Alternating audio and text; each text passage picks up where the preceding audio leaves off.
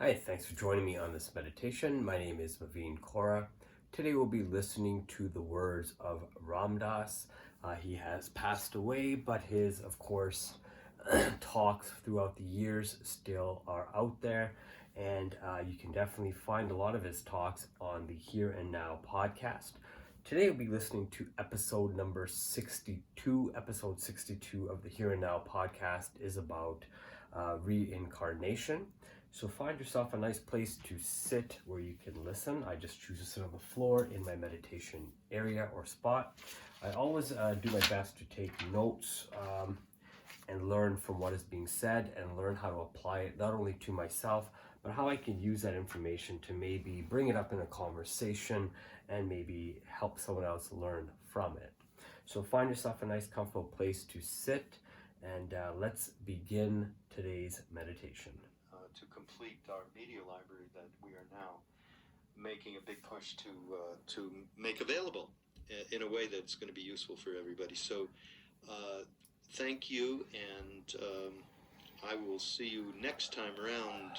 And here is Ram Dass, Here and Now.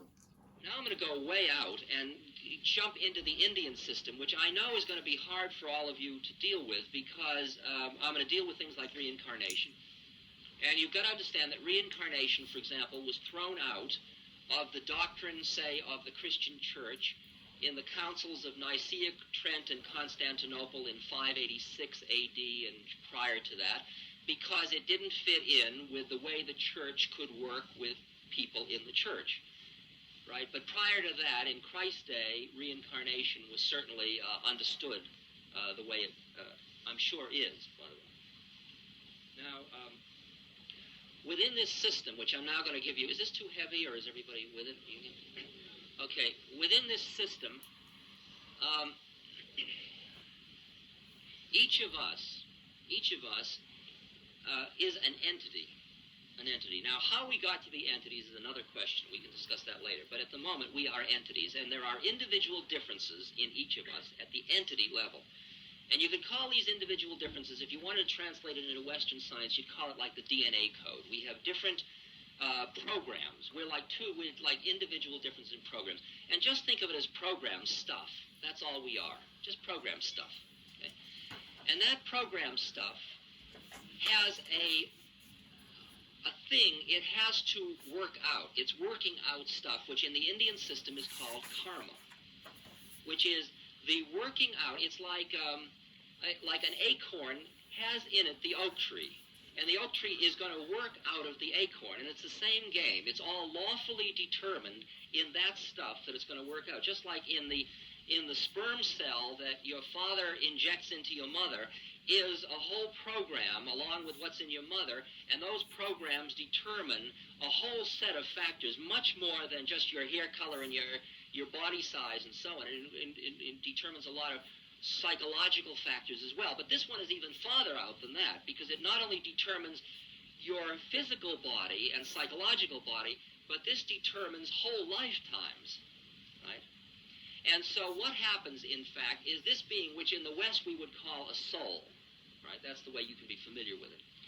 This soul has the need to take a certain kind of incarnation, a certain kind of body. It takes a certain kind of birth, right? So each of us has been born into a birth. That's different from saying, I am this. This is the package in which I am, okay? I'm giving you now the models in which you can understand how to get free of the thing by understanding what you got in. But in order for the package to work, you've got to get lost into the illusion that you are the package. Otherwise, it won't work, okay? So the way the incarnation works is you get born into the birth, and at the moment of birth, the veil drops, and you are there, and you're looking for the breast, and you are back in it again, right? And as far as you're concerned, it's the first time you've ever been in it, and you don't know from nothing about anything that went on before because the drawer dropped, and you're going to run through the whole thing just as if this is my life, okay? Right? And you're just running off a program. This is my life. This is my life, okay? And you're totally identified with your package. You totally identify with your package. Right? The veil is only complete up to the point where, see, the predicament is that if you understood the full significance of the thing you were doing at the moment, you wouldn't do it the way you need to do it in order to work through the stuff that was programmed into that thing. In other words, if you've got to go through, say, a certain amount of anger and suffering and strife and so on, if you had that other level of consciousness that came if the veil hadn't dropped, you never would have done the stuff that would have burned out that thing. Right? In other words, it is necessary that the thing go through that veil. It's like if you're going to paint a car and you send it into a shop, you've got to drop the door, otherwise the paint will spray and the thing won't get a perfect coating of paint. So for the thing to work, it's got to be encased in veil. It's got to be encased. It's got to be boxed in. It's like it only works in a closed compartment. That's the only way the birth runs off. Now, I'm sorry, that's a very crude way of describing it. I know it's frustrating to you. If I can think of a better example along the way, I will. All right? Because I'm sure there is a better example to describe it. Because it's if a baby is born who is aware of the whole trip, like, say, some old lama happens to take a birth again, see, and is sitting there, an old lama just in this baby's body, see, it looks at the whole thing and says, well, far out.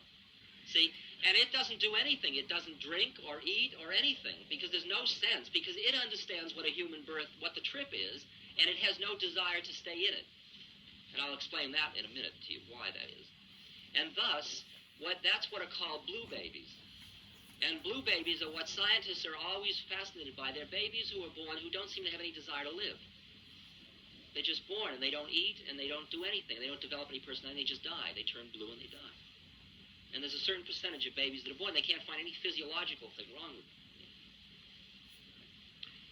The whole reincarnation may have been fulfilled by the fetal period, or by the first birth process, or something like that, right?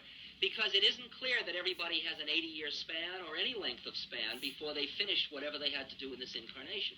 That's why when somebody dies, as far as I'm concerned, well, they finished their round, right? It's just another round. And you've got to, if you want to really go out a little farther, I mean, I'll push as hard as we can push.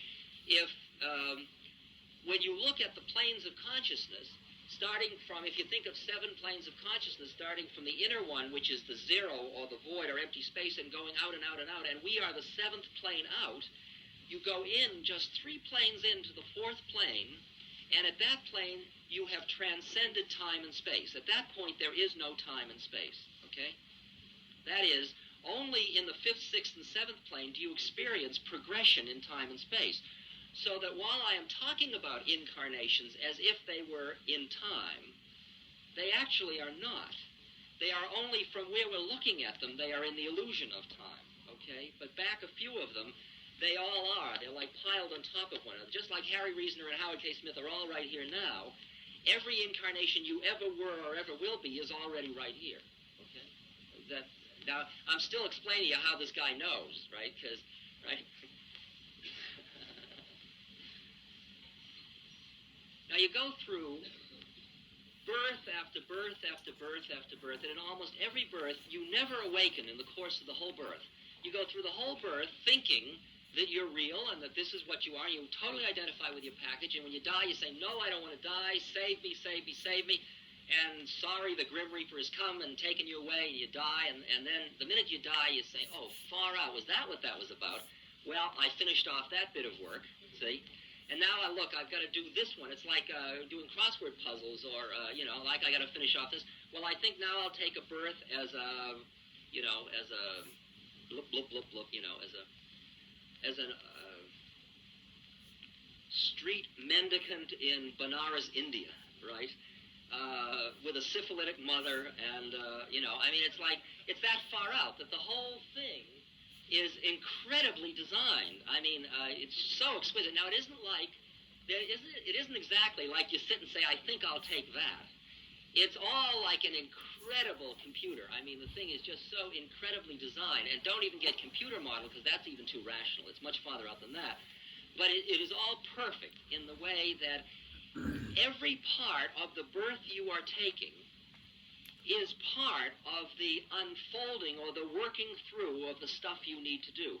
There is not one experience you are having or could have or have had that is not part of that process. Not a possibility of it either. Not even a possibility of it. Okay, now, all right, you're going through round after round after round after round after round. Buddha calls it the wheel of births and deaths. You just go on and on and on and on. And each time you think it's real and you go through your whole melodrama, it's like you go on stage to play Shakespeare and you're going to play Macbeth, see? And you get into Macbeth and you really think you're Macbeth, see? And for those 2 hours on stage, you really think you're Macbeth. And then the curtain goes down and everybody says, okay, take off your makeup. See, and you're done with Macbeth. Now, tomorrow night we're playing Twelfth Night, you know. And the next night we're playing another thing. And it's that way. I mean, we're running through these different storylines, melodramas. We each have our melodrama. There is a point that occurs in this sequence because the sequence is not non-directional. The sequence is directional. The sequence is directional in that everything you're working off each time is making a little thinner those veils that close down each time and that lock in during the entire birth. And it gets to the point that you take a certain birth in the whole sequence of births, when somewhere along the birth, the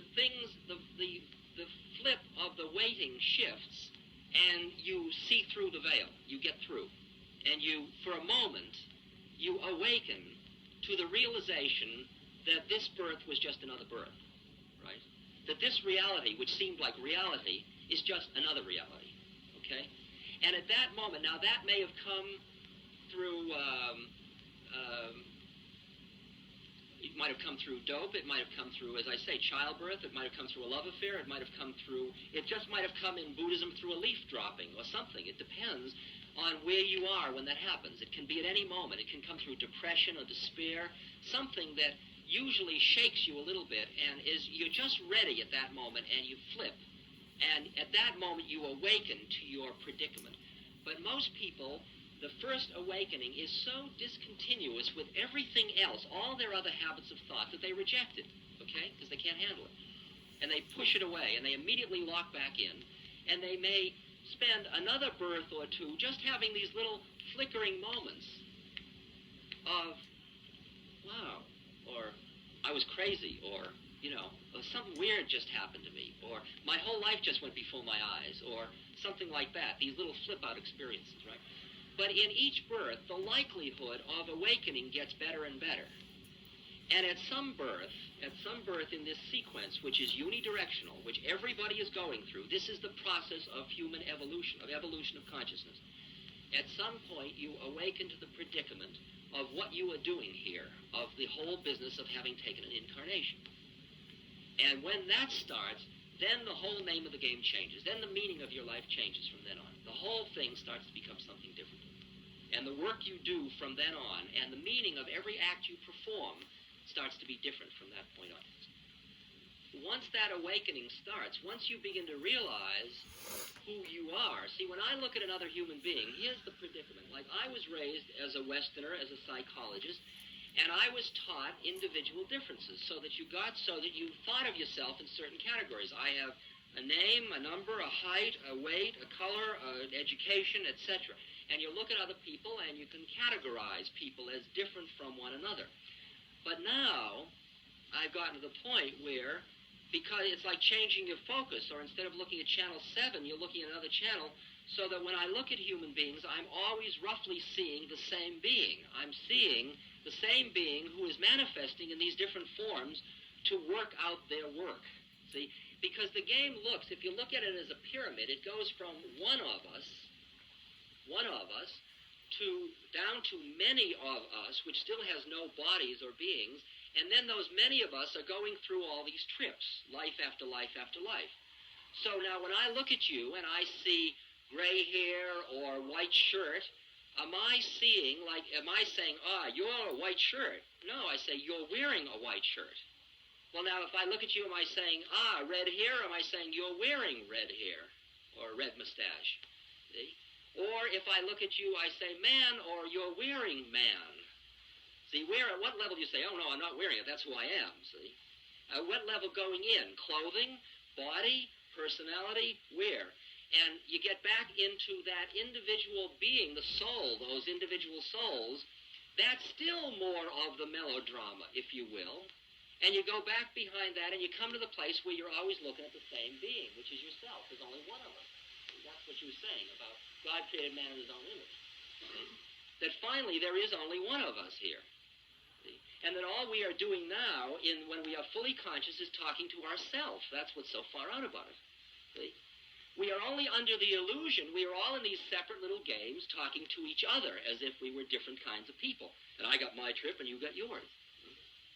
And the work is the process of getting behind and behind and behind and behind. Now, if you can imagine somebody who has no longer got any attachment to their particular physical plane trip. All right?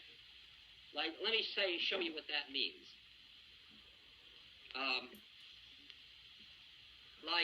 Imagine, for example, you're reading a newspaper, and you get so deep in reading the newspaper that somebody walks in the room, and you don't even hear them walk in the room because you're so busy reading. I'm sure most people have had that experience of being so involved in something that you don't notice something else happening. Or you get so involved in talking, you eat a whole meal and you never even noticed you ate it.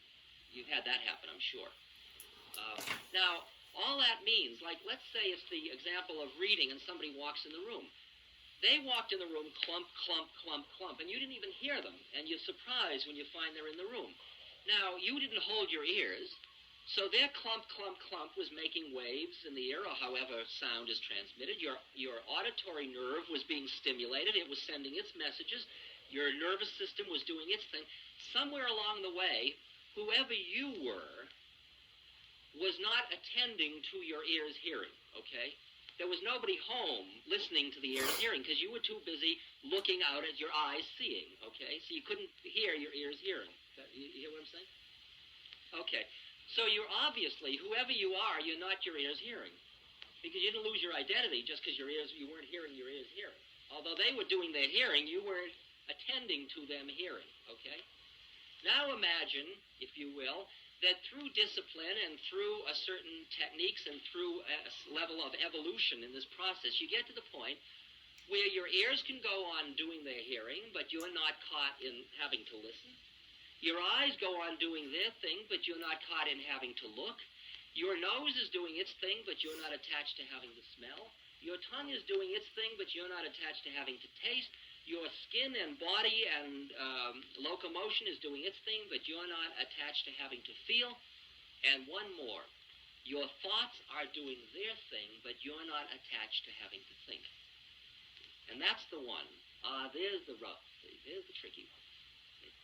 Because most people, you can extricate yourself because it's only at that point when you have extricated yourself. See, and you got to realize all of Western science is based on the statement, cogito ergo sum, I think, therefore I am, which is based on the idea you are your thoughts. And the funny thing is that's a fallacy. I am, and there is thinking, is the way it is. And so when you extricate yourself from sense after sense, and that's what yoga is about, you go back in and in. One second, let me just finish the sentence. You go back in and in and in, and you go behind sense after sense after sense, and then you're left just with your thinking mind, and then you get to the point where through exercise, you go back in and you get to the point where you're sitting behind your thinking mind, watching your mind think. Okay? You're back behind it. Now, at that point, if you are still somebody watching your mind think, you are still a thought. You know, see the predicament? Right? I mean, it's very subtle. And there is a place that you go back in there where you flip over, where you go into another flip of the television dial, where you flip into another space, where you become just what would be called pure awareness. You no longer have any fixed locus. You're no longer stuck in time and space. Now, this means at the lowest levels, you flip from channel, say, 7 to 4, and you flip, say, just into another plane where now you are merely, say, your subtle body. You're a subtle body that can move with thought. So you say, I wish I were bloop, and you're there. And I wish I knew what was going on here and you're there. That's the first level. That's called astral travel. And that's all what are called psychic powers. And that's all part of that game. All right? That's still low level, by the way. I mean, it's far out, and I can't do it, but it's still low level. I'm just giving you the whole picture of the thing, right? Keep going out on the trip, though. And you get finished with being anybody attached to being anywhere. And then you're coming to the place where the Father and the Son are one. My Father and I are one. That place where there is literally nowhere where you are and there is nowhere where you're not. And to describe my guru to you, the closest I can say to you is that he is simply what would be called pure awareness. There isn't anybody there on any plane. And that he isn't telling me about my mother's spleen because he says, I think I'll tell him about his mother's spleen. That'll blow his mind. He's telling me about my mother's spleen because that's the thing that my karma required it to do a certain thing to me. And he's merely a functional entity just functioning that way. There's nobody home. And he is my mother's spleen. That's the closest way I can say it. He doesn't know my mother's spleen. He is my mother. Since he lives behind the fourth plane, he is not in time and space. So present, past, and future are all here. And here and there are all here. There is no part of the universe conceivable that he isn't. And this is true of every one of us. When we finally get finished being who we thought we were. Now you understand the statement, who you think you are? Like the only thing that's ever going to die, when you die, you'll finally figure out after you go around enough, the only thing that dies is the thought of who you think you are. That's all it dies. See, and that's exactly, it's absolutely true, that to the extent that you go from this plane on the physical plane where you're using your senses, and then you pull yourself back from your senses and your thought, and you go into another plane, to the extent that you are stuck in that plane and not in this plane, you are indeed schizophrenic, or you're psychotic, or you're crazy in relation to this plane, right? And from that plane, this plane looks crazy. Okay? Now, the fully conscious being doesn't stop at that point. The game, ultimately, a fully conscious being is not stuck on any plane, but there is no plane they are not at either, right? In other words, I could be sitting talking to you right here now, just like I look like a real person sitting here talking to you now. See? And at the same moment, I could be everywhere else simultaneously. And there would be no way you would know that, unless you also were. That's what's far out about it. All right? Can you hear what I'm trying to say to you? That a fully conscious being doesn't look crazy. They don't look like they've rejected this plane, because they're right here too. But it's this too, not this only. That's the difference. It's this too. That all the other channels in the television set are available to a conscious being as well as this one. For example, you experience on the physical plane that you have free will, don't you? You really think you decided to come here instead of the ball game, and you think you're deciding, and you're going to decide this, then you're deciding to write a letter, and you're deciding, and you decide when to shit, and you decide when to eat, and so on. See? And one level back from that, the whole thing is programmed and running off. You're just like Charlie McCarthy. It's just runoff, okay?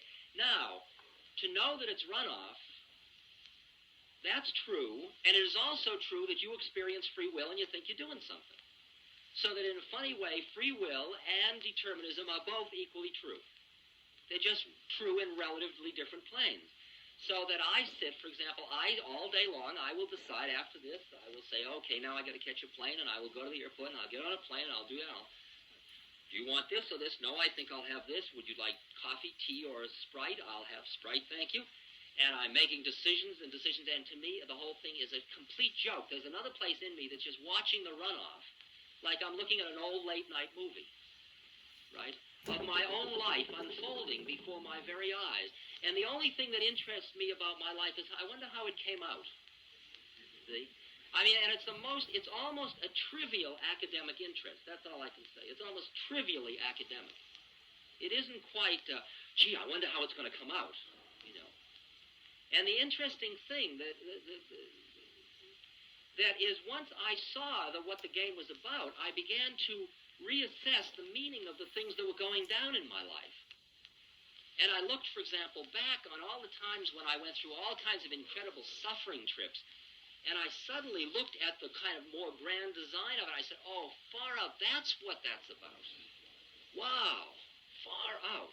Like I recently was with Huey Newton, and Huey and I have become very good friends, and we looked into, Huey's connected with the Black Panthers, and Huey and I looked into each other's eyes, and he's right here. He's absolutely clear. He's very straight cat, very, very straight. And I said, hey, man, Huey, how did you get so straight? You know, I mean, like I've been working in India and all my, how did you get so straight? He said it was solitary.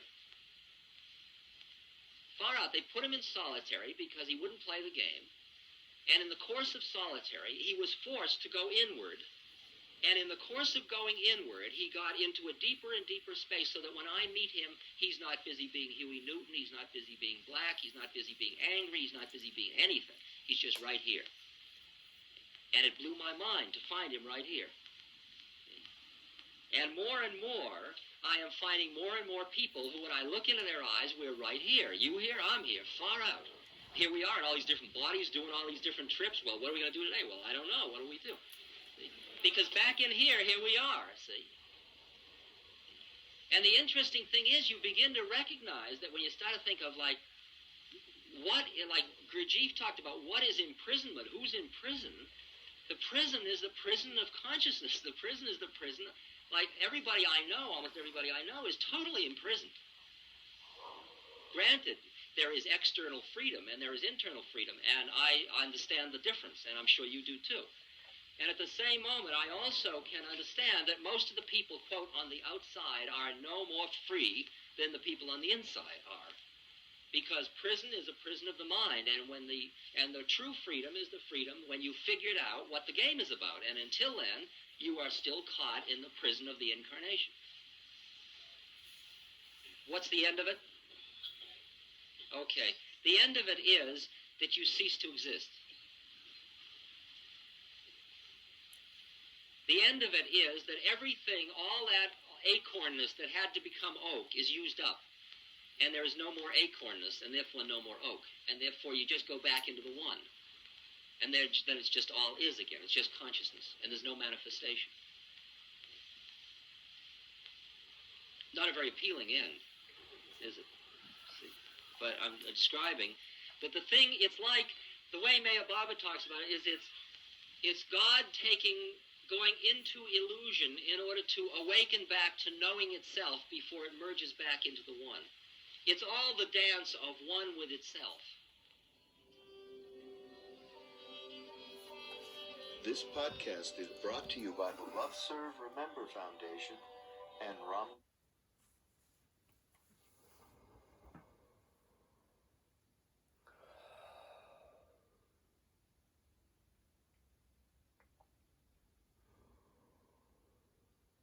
Listening to that episode number 62 of the podcast, there's a lot of different information.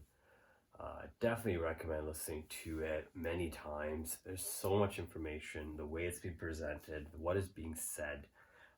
Even just the last thing I was writing here right before the episode ended, I wrote, we are all just different forms of God taking rebirth. Is that true or not true? I don't know. What do you think? It's possible that if he says, Ram Dass said, we all go back to the one, the creator, the one. So if we're all going back to the one, we all must be coming from the one, taking birth in different ways and experiencing different things through who we believe we are, or we think we are. It's just super interesting to think of it that way. I never really thought of it that way. I hope you enjoyed this meditation and this talk. I hope you really got lots out of it. I took about a page and a little bit worth of notes. Let me know what you thought. Come join me on my next meditation. Either we'll be doing another podcast listening, we're doing a mantra meditation, silent meditation. Not really sure what the next one will be about, but we'll definitely do a meditation again. Thank you.